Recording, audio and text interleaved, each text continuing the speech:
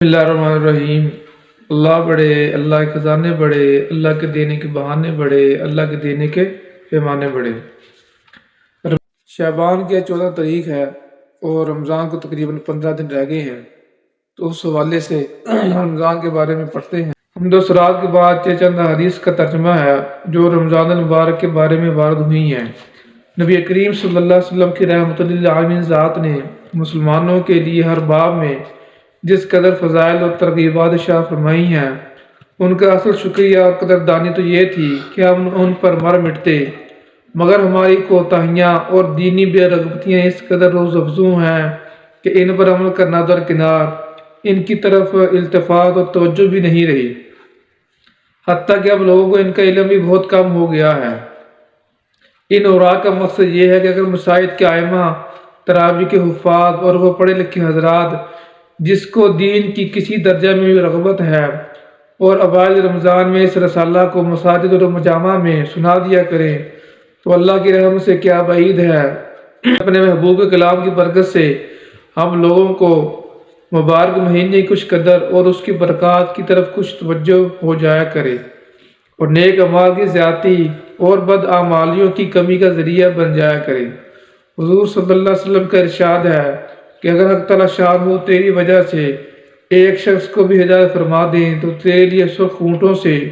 جو عمدہ مال شمار ہوتا ہے بہتر اور افضل ہے۔ رمضان المبارک کا مہینہ مسلمانوں کے لیے حق تعالیٰ شان ہو کا بہت ہی بڑا انعام ہے، مگر جب ہی کہ اس انعام کی قدر بھی کی جائے، ورنہ ہم سے محروموں کے لیے ایک مہینہ تک رمضان رمضان چلائے جانے کے سوا کچھ بھی نہیں۔ ایک حدیث میں ہے کہ اگر لوگوں کو یہ معلوم ہو جائے کہ رمضان کیا چیز ہے تو میری امت یہ تمنا کرے کہ سارا سال رمضان ہی ہو جائے۔ ہر شخص سمجھتا ہے کہ سال بھر کے روزے رکھنے کارے دار،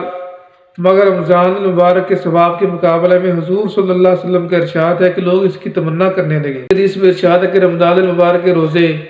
اور ہر مہینے میں 3 روزے رکھنا دل کے کھوٹ اور وساوس کو دور کرتا ہے۔ آخر کوئی بات تو ہے کہ صحابہ کرام رضی اللہ عنہم اجمعین رمضان کے مہینے میں جہاد کے سفر میں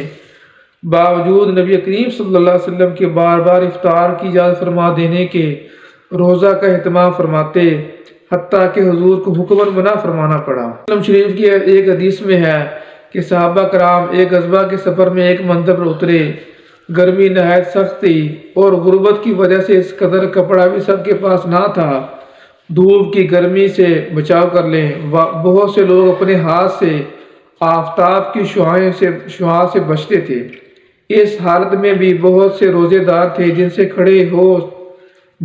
کھڑے ہو سکنے کا تحمل نہ ہوا اور گر گئے۔ صحابہ کرام کی ایک جماعت گویا ہمیشہ تمام سال روزے دار ہی رہتی تھی۔